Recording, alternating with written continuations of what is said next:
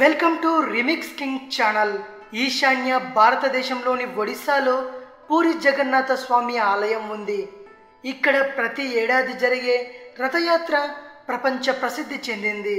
ఈ ఆలయాన్ని 1077వ సంవత్సరంలో పూరిలో నిర్మించారు. గణగణమని మ్రోగే గంటలు, బ్రహ్మాండమైన 65 అడుగుల ఎత్తైన పిరమిడ్ నిర్మాణం ఇది. అద్భుతంగా చెక్కిన ఆలయంలోని నిర్మాణాలివి.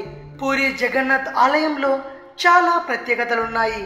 కృష్ణుడి జీవితాన్ని వివరంగా కళ్ళకు కట్టినట్టు చూపించే స్తంభాలు, గోడలు ఆలయానికి మరింత శోభను తీసుకొస్తాయి. జగన్నాథ ఆలయాన్ని ప్రతి ఏడాది లక్షల భక్తులు సందర్శిస్తారు. ఆలయంలో చాలా ప్రసిద్ధమైనది, ప్రత్యేకమైనది జగన్నాథ రథయాత్ర. అన్ని దేవాలయాల మాదిరిగానే గోపురం, దేవుడు, గంటలు, ప్రసాదం అన్నీ ఉన్నప్పటికీ అన్నింటికంటే చాలా ప్రత్యేకమైనది, విభిన్నమైనది ఈ ఆలయం. జగన్నాథుడు అంటే లోకాన్ని ఏలే దైవం. ఈ ఆలయంలో ప్రతిదీ మిస్టరియస్గానే ఉంటుంది. ఈ జగన్నాథ ఆలయం గురించి మీకు తెలియని, నమ్మకం కుదరని ఎన్నో నిజాలున్నాయి. మొదటిది గోపురం పైన ఉండే జెండా. ఈ ఆలయం గోపురానికి పైన కట్టిన జెండా చాలా ఆశ్చర్యకరంగా ఉంటుంది. సాధారణంగా ఏ గుడికి కట్టిన జెండాలైనా గాలి ఎటువైపు ఉంటే అటువైపే వీస్తూ ఉంటాయి. కానీ ఇక్కడ మాత్రం గాలి దిశకు వ్యతిరేకంగా జెండా రెపరెపలాడుతూ ఉంటుంది. పూరిలో అత్యంత ప్రసిద్ధి చెందిన జగన్నాథ ఆలయం చాలా ఎత్తైనది. మీరు పూరిలో ఎక్కడైనా నిలబడి గోపురంపై ఉన్న సుదర్శన చక్రాన్ని చూసినా అది మీ వైపే తిరిగినట్టు కనిపించడం ఇక్కడి ప్రత్యేకత. మూడవది అలలు. సాధారణంగా తీర ప్రాంతాల్లో పగటిపూట గాలి సముద్రంపై నుంచి భూమి వైపుకు ఉంటుంది. సాయంత్రం వైపు గాలి భూమి వైపు నుంచి సముద్రం వైపుకు వీస్తుంది. కానీ పూరిలో దీనికి విభిన్నంగా గాలి వీస్తుండడం ఇక్కడి ప్రత్యేకత. నాలుగవది పక్షులు. జగన్నాథ ఆలయం పైన పక్షులు అస్సలు ఎగరవు. అది ఎందుకు అనేది ఇప్పటికీ ఎవ్వరికీ అంతుచిక్కని మిస్టరీ. ఐదవది గోపురం నీడ. పూరి జగన్నాథ ఆలయం ప్రధాన ద్వారం గోపురం నీడ ఏమాత్రం కనిపించదు. అది పగలైనా సాయంత్రమైనా రోజులో ఏ సమయంలోనూ గోపురం నీడ మాత్రం కనిపించదు. ఇది దేవుడి కోరికనో లేదా నిర్మాణంలోని గొప్పదనమో తెలీదు. ఆరవది ప్రసాదం. పూరి జగన్నాథ ఆలయంలో తయారు చేసే ప్రసాదాన్ని ఎవ్వరూ వేస్ట్ చేయరు. ఏడవది అలల శబ్దం.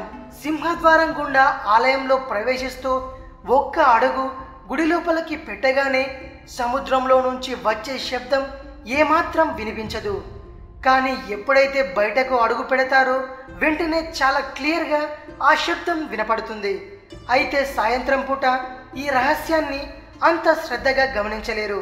కారణం ఇద్దరు దేవుళ్ళ సోదరి సుభద్రాదేవి ఆలయం లోపల ప్రశాంతత కావాలని కోరడం వల్ల ఇలా జరుగుతుందని ఆలయ పూజారులు చెబుతుంటారు. అంతేకాని దీని వెనక ఎలాంటి సైంటిఫిక్ రీజన్స్ లేవని వారు వివరిస్తారు. ఎనిమిదవది రథయాత్ర. పూరి జగన్నాథ రథయాత్రకు 2 రథాలు లాగుతారు. శ్రీమందిరం, గుండిజా ఆలయానికి మధ్యలో నది ప్రవహిస్తుంది. మొదటి రథం దేవుళ్లను రథం వరకు తీసుకెళ్తుంది. ఆ తరువాత 3 చెక్క పడవల్లో దేవతలు నది దాటాలి. అక్కడి నుండి మరో రథం దేవుళ్లను గుండిజా ఆలయానికి తీసుకెళ్తుంది. 9వది రథాలు. పూరి వీధుల్లో శ్రీకృష్ణుడు, బలరాముడు విగ్రహాలను ఊరేగిస్తారు. రథం సుమారు 45 అడుగుల ఎత్తు, 35 అడుగుల వెడల్పు ఉంటుంది. ఈ రథానికి 16 చక్రాలుంటాయి. 10వది బంగారు చీపురు. రథయాత్రకు ముందు పూరిరాజు బంగారు చీపురుతో రథాల ముందు ఊడ్చి తాళ్లను లాగడంతో రథయాత్ర ప్రారంభమవుతుంది. 11వది విగ్రహాలు. ఈ ఆలయంలో విగ్రహాలు చెక్కతో తయారు చేసినవి. ఇక్కడ శ్రీకృష్ణుడు, సుభద్ర, బలరామ సమేతంగా భక్తులకు దర్శనమిస్తారు. 12వది గుండిజా ఆలయం. ప్రతి ఏడాది రథయాత్రలో ఒక విశిష్టత జరుగుతుంది. గుండిజా ఆలయానికి ఊరేగింపు చేరుకోగానే రథం తనంతట తానే ఆగిపోతుంది. ఇది ఆలయంలో ఒక మిస్టరీ. సాయంత్రం 6 గంటల తర్వాత ఆలయం తలుపులు మూసేస్తారు. 13వది ప్రసాదంలోని మిస్టరీ.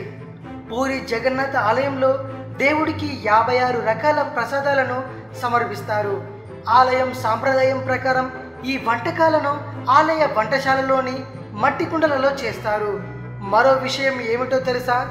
దేవుడికి సమర్పించక ముందు ఈ ప్రసాదాలలో ఎలాంటి వాసన ఉండదు, రుచి ఉండదు. కానీ దేవుడికి సమర్పించిన వెంటనే ప్రసాదాల నుంచి గుమగుమలతో పాటు రుచి కూడా వస్తుంది. ఇన్ని విశిష్టతలున్న పూరి జగన్నాథ స్వామి ఆలయానికి ఎలా వెళ్ళాలంటే ఒడిశాలోని పూరి క్షేత్రానికి దేశంలోని అన్ని ప్రాంతాలలో రవాణా సదుపాయం ఉంది. భువనేశ్వర్లోని బిజు పట్నాయక్ విమానాశ్రయం పూరికి 60 కిలోమీటర్ల దూరంలో ఉంది. దేశంలోని ప్రధాన నగరాల నుంచి పూరికి రైలు సర్వీసులు నడుస్తున్నాయి. కోల్కతా చెన్నై ప్రధాన రైలు మార్గంలోని కుర్దా రోడ్ రైల్వే స్టేషన్ ఇక్కడి నుంచి 44 కిలోమీటర్ల దూరంలో ఉంది. భువనేశ్వర్, కోల్కతా, విశాఖపట్నం నుంచి బస్సు సౌకర్యం కూడా లభిస్తుంది. ఇది విషయం. మరిన్ని ఇంట్రెస్టింగ్ వీడియోస్ కోసం రీమిక్స్ కింగ్ ఛానల్ని సబ్స్క్రైబ్ చేయండి. ఈ వీడియో కనుక నచ్చినట్టయితే లైక్ చేయండి, షేర్ చేయండి. మరో వీడియోతో మీ ముందుకు వస్తాను. అంతవరకు సెలవు.